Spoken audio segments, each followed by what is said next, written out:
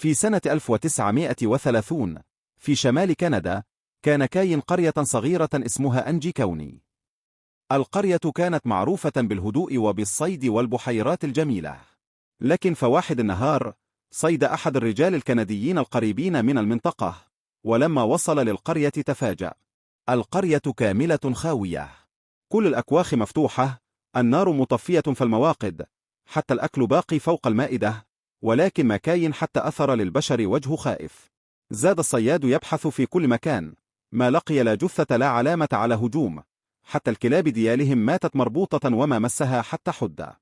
من بعد ما وصلت الشرطة لقوا أن المقبرة ديال القرية كانت مفتوحة، وبعض القبور فارغة بلا تفسير واضح.